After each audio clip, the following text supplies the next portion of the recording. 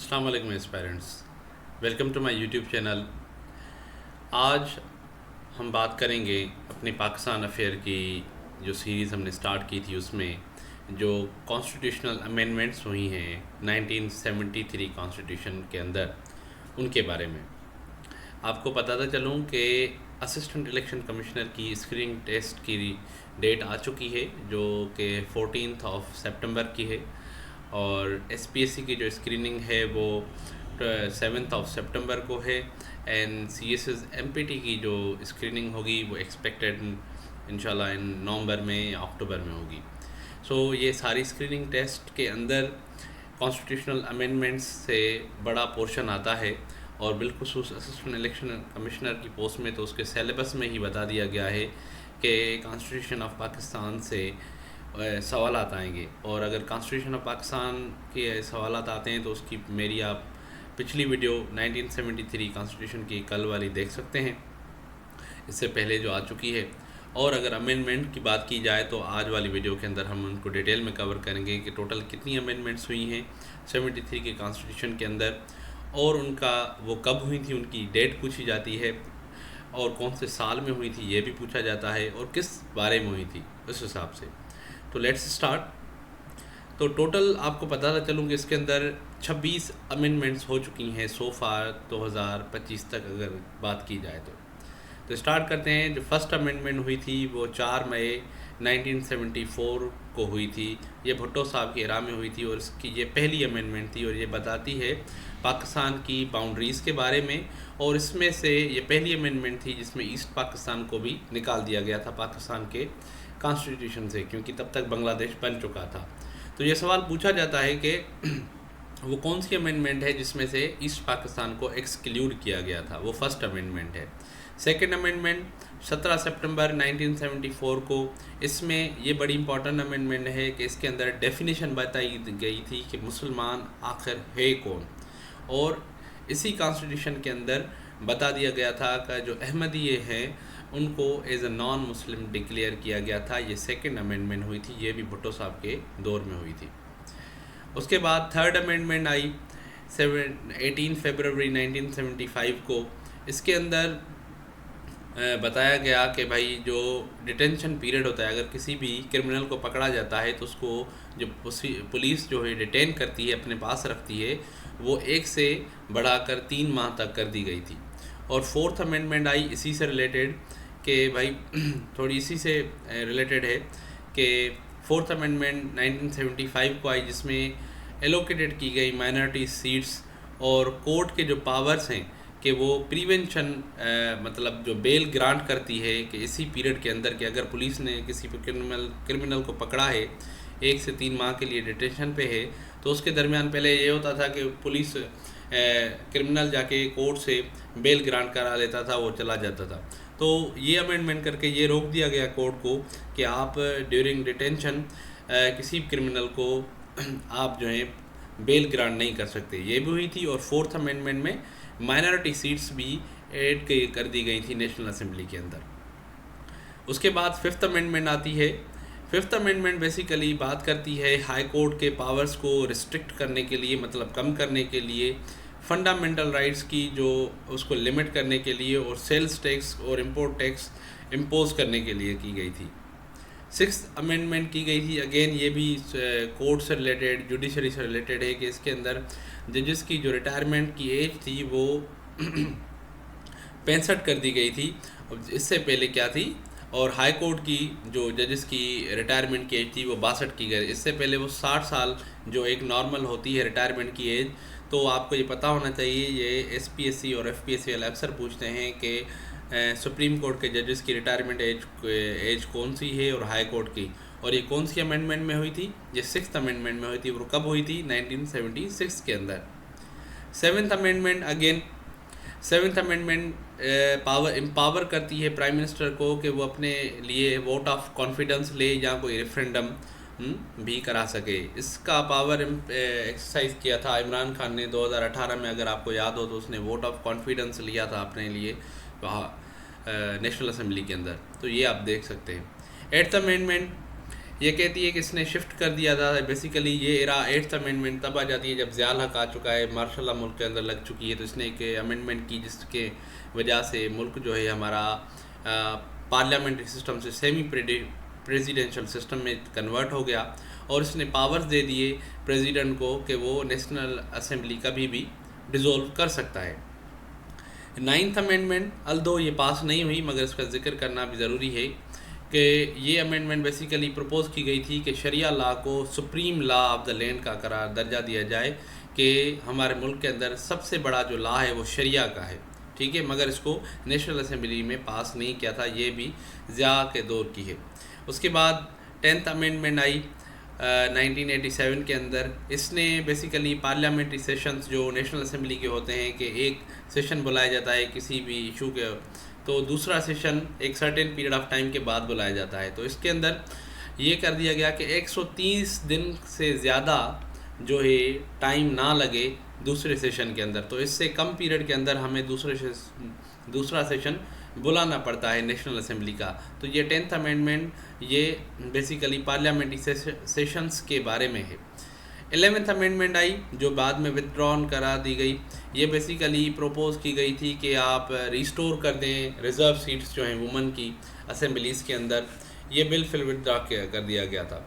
फिर 12th amendment आई 1991 के अंदर, मोहतरमा का पीरियड है।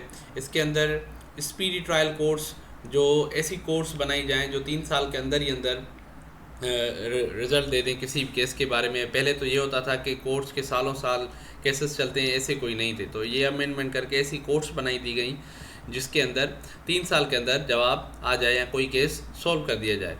उसके बाद 13th अमेंडमेंट जिसने रिमूव द प्रेसिडेंट्स पावर, उसने प्रेसिडेंट के पावर रिमूव कर दिए कि वो उसको जो अख्तियारात ज़िया ने दिए थे कि वो नेशनल असेंबली डिज़ोल्व कर सकता है।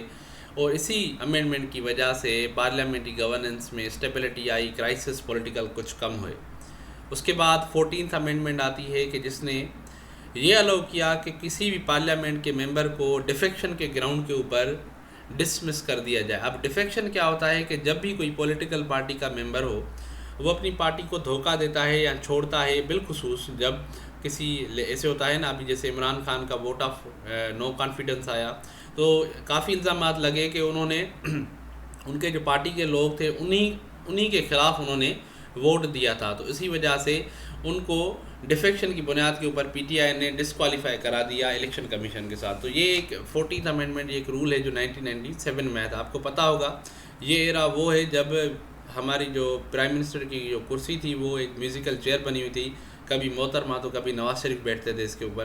तो इसीलिए इस अमेंडमेंट को दिया गया था कि लोग जो हॉर्स ट्रेडिंग जो होती है वो ना हो सके हमारे पार्लियामेंट के अंदर। 15th अमेंडमेंट आती है कि 1998 के अंदर, मगर ये पास नहीं हुई थी।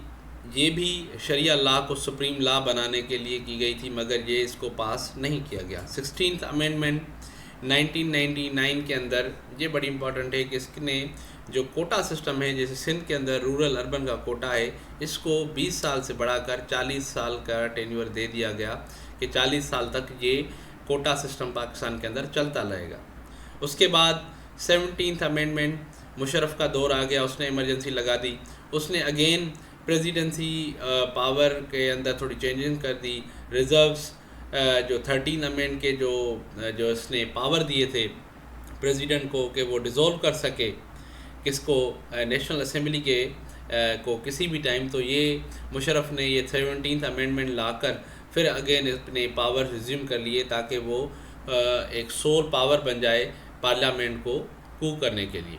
अगेन फिर after the death of Benazir Bhutto जब पीपल्स पार्टी आती है तो 18th अमेंडमेंट आती है। अक्सर इसके बारे में पूछा जाता है ये कब पास हुई थी। ये 8 अप्रैल 2010 को पास हुई थी अमेंडमेंट, और इसने पहला काम ये किया था कि 17th अमेंडमेंट को ख़त्म कर दिया था। प्रेसिडेंशियल पावर को ख़त्म वो छीन लिए थे प्रेसिडेंट से, और ग्रेटर पावर्स ऑटोनॉमी दे दी थी सारे सूबों को, प्रोविंसेस को, और NWFP का नाम चेंज करके खैबर पख्तूनख्वा नाम रख दिया था। तो ये आपने याद रखना है। 18th amendment is most important for your test. उसके बाद 19th अमेंडमेंट आई उसी साल 2010 में। इसका बेसिकली ताल्लुक़ था amendment the process of appointment of Supreme Court judges and change the composition of parliamentary committee for appointing Chief Election Commissioner। Basically 18th amendment में एक चीज़ दूसरी भी थी कि इन्होंने एक पार्लियामेंट्री कमेटी बनाई थी जिसका काम था कि सुप्रीम कोर्ट के जजेस को अपॉइंट करना, फिर इलेक्शन कमिश्नर को भी अपॉइंट करना। फिर 19th अमेंडमेंट में एक केस होता है सुप्रीम कोर्ट ऑफ पाकिस्तान के अंदर, सुओ मोटो होता है। फिर उसमें जो पार्लियामेंट्री कमेटी बनाई गई होती है 18th अमेंडमेंट के थ्रू, उसके अंदर चेंजेस होते हैं और सुप्रीम कोर्ट के जजेस की अपॉइंटमेंट के हवाले से एक प्रोसेस अमेंड होता है और चीफ इलेक्शन कमिश्नर के हिसाब से। तो आपने ये याद रखना है। और इसका ताल्लुक 26वीं अमेंडमेंट से भी है अभी जो हुई है, तो इसको हम बाद में बात करते हैं। उसके बाद 20वीं अमेंडमेंट होती है, ये 2012 में होती है 14 फेब को। इसने सिंपली फ्री और फेयर इलेक्शंस कैसे मेयर हों, कैसे हम एक प्रोसेस है इन्होंने बताया है पूरी अमेंडमेंट के अंदर, उस तरीके से इनको इंट्रोड्यूस किया गया था। उसके बाद 21st अमेंडमेंट हुई 2015 के अंदर, ये नवाज़ शरीफ का पीरियड है। इसके अंदर मिलिट्री कोर्ट्स बनाई गई, आप सबको पता होगा APS पेशावर का अटैक हुआ था, उसके बाद ज़रबे अज़ब ऑपरेशन स्टार्ट हुआ था, उसके हिसाब से मिलिट्री कोर्ट्स बनाई गई थी। उसके बाद 22nd अमेंडमेंट आई 2016 में, इसने कुछ पावर्स दिए चीफ इलेक्शन कमिश्नर को इलेक्शन कमीशन ऑफ पाकिस्तान के अंदर। फिर 23वीं अमेंडमेंट आई, इसने अगेन जो पीरियड था मिलिट्री कोर्ट्स का जो बनाई गई थी क्रिमिनल्स को सज़ा देने के लिए विदिन 2 ईयर्स, उसका 2 साल अगेन जो है पीरियड बढ़ाकर 2019 तक कर दिया गया कि ये बनी रहेंगी, इनको ख़त्म नहीं किया जाएगा। फिर 2017 में 24 आपको पता होगा सेंसस हुई थी और 24वीं अमेंडमेंट आई थी कि अब रीएलोकेटेड हो नेशनल असेंबली की सीट्स के ऐसा तो नहीं कि किसी सूबे की जो है आबादी बढ़ गई हो तो उसको सीट्स बढ़ा दी जाएं, तो उस हिसाब से, और कॉन्स्टिट्यूंसी जिस पे ऊपर इलेक्शन लड़ा जाए तो उस हिसाब से उसको किसी को मर्ज किया जाए या फिर किसी को तोड़ के बड़ी कॉन्स्टिट्यूंसी बन गई तो उसको 2 हिस्सों में किया जाए। तो इस हिसाब से अमेंडमेंट हुई थी ये 24वीं 2017 में। उसके बाद इमरान खान का दौर आता है तो उसके अंदर उन्होंने एक अमेंडमेंट की थी जिसमें फाटा जो फेडरली एडमिनिस्ट्रेटेड ट्राइबल एरियाज़ थे उनको मर्ज किया था KPK के साथ, जिसको आजकल हम एक्स फाटा के नाम से भी जानते हैं।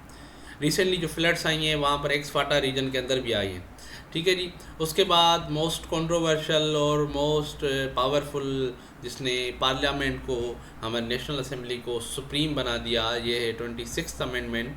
ये हुई थी, ये डेट पूछ सकता है, 20-21 अक्टूबर को और 2024 में हुई है। बेसिकली ये एक कॉन्स्टिट्यूशनल पैकेज है, इसके अंदर 27 क्लॉज हैं और इसने बेसिकली जो 18वीं अमेंडमेंट के अंदर जो पार्लियामेंट्री कमेटी बनी थी उसके अंदर चीफ जस्टिस और जुडिशरी का बड़ा एक कहें कि डोमिनेंसी थी, और इस अमेंडमेंट ने 26वीं अमेंडमेंट ने बेसिकली पार्लियामेंट को सुप्रीम बना दिया, जिसके अंदर 8 MNA और 4 सेनेटर होंगे इस पार्लियामेंट्री कमेटी के अंदर, और 3 सीनियर मोस्ट जजेस होंगे जो सिलेक्ट करेंगे किसी भी जज को।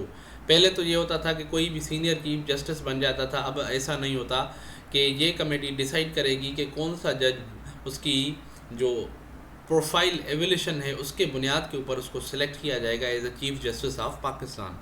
उसके अलावा कॉन्स्टिट्यूशनल बेंचेस बनाई दी गई सुप्रीम कोर्ट के अंदर कि अगर कोई मसला है 1973 कॉन्स्टिट्यूशन से रिलेटेड, कोई कॉन्स्टिट्यूशनल बॉडी है, अगर कोई आपको इशू है किसी भी कॉन्स्टिट्यूशन के पहलू से, तो पहले ये होता था कि कोई भी कोर्ट उसको सुन सकती थी, मगर अगर कोई कॉन्स्टिट्यूशन से रिलेटेड अब ऐसा होगा कि अगर कॉन्स्टिट्यूशन से रिलेटेड कोई भी मसला आएगा तो उसको कॉन्स्टिट्यूशनल बेंचेस सुनेंगी, ठीक है जी। उसके बाद रीस्ट्रक्चर्ड किया गया जुडिशल कमीशन ऑफ पाकिस्तान को, उसकी कंपोजिशन, और पहले ये होता था कि जुडिशल कमीशन ऑफ पाकिस्तान बनी हुई थी, ये भी 18th अमेंडमेंट के थ्रू बनी थी। इसके अंदर ये होता था कि ये भी एवेल्यूशन करती थी, जजेस के ऊपर लुक आफ्टर करती थी, जो सिविल कोर्ट के हैं, सेशन कोर्ट के जजेस हैं, उनके अपॉइंट।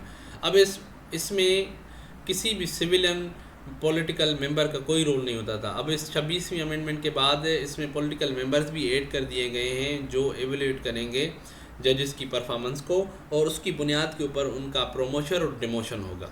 उसके बाद पहले ये होता था कि भाई CGP का जो टेन्योर था वो उसको लिमिट कर दिया गया है 3 साल तक।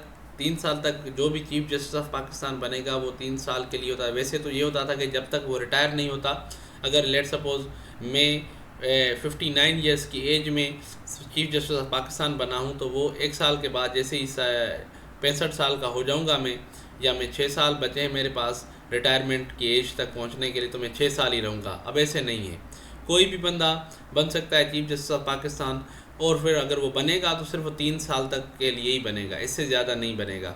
ऐसे नहीं हुआ कि अगर आपकी 60 साल उम्र है और 65 में आप रिटायर हो रहे हैं तो आप 5 साल आप चीफ जस्टिस ऑफ पाकिस्तान बनेंगे। प्रीवियसली ऐसा होता रहा है, जिसकी वजह से बड़े ही क्राइसिस हुए हैं पास्ट के अंदर, तो इसको ख़त्म कर दिया गया है। उसके बाद बड़ी मज़े की बात, ये बहुत सारे FPSC के पेपर्स में आ चुका है कि 26वीं अमेंडमेंट के अंदर एक आर्टिकल 9A ऐड कर दिया गया है, जिसका मतलब है कि right to a clean and healthy environment से रिलेटेड एक आर्टिकल ऐड किया गया है, वो ये है आर्टिकल 9A। तो इसको थोड़ा समराइज़ कर देखते हैं कि टोटल 26वीं अमेंडमेंट है, 26। तो 1 से जो 6 तक जो अमेंडमेंट्स हैं वो ताल्लुक़ रखती हैं ईयर 74 से 76 इरा तक। इसके अंदर इन्होंने टेरिटरी, रिलीजन आइडेंटिटी, डिटेंशन और जुडिशल एजेस के बारे में ये ताल्लुक़ रखती हैं। फिर 7वीं अमेंडमेंट प्राइम मिनिस्टर का पावर क्या होना चाहिए उससे ताल्लुक़ रखती है। 8 से 16 जितनी अमेंडमेंट्स हुई, इसके अंदर प्रेसिडेंशियल और पार्लियामेंट्री सिस्टम्स कैसा होना चाहिए, शरिया और कोटा सिस्टम क्या होगा, इसके बारे में जिक्र करती हैं। 17 से जो 25 हैं, इसके अंदर जुडिशरी, उसके अंदर डिवोल्यूशन, सिक्योरिटी, इलेक्शन कमीशन, इससे रिलेटेड कुछ है। और 26वीं अमेंडमेंट मुकम्मल judicial reforms, chief justice of Pakistan की अपॉइंटमेंट और एनवायरमेंटल राइट से रिलेटेड है। तो that's all from my side. I hope कि आपको ये डिटेल वीडियो अच्छी लगी होगी, और काइंडली आप इस वीडियो को देख कर अपने लिए नोट्स बनाएं, वन लाइनर, जो आपके लिए हेल्पफुल हों इन एग्ज़ाम्स के अंदर। और अगर आपको मेरी ये वीडियो अच्छी लगी हो तो काइंडली लाइक और शेयर करें, और अपने दोस्तों के साथ जो भी इस एग्ज़ाम्स की या कोई सी और एग्ज़ाम्स की तैयारी कर रहे हैं। तो thank you very much and best wishes for your exams. Thank you.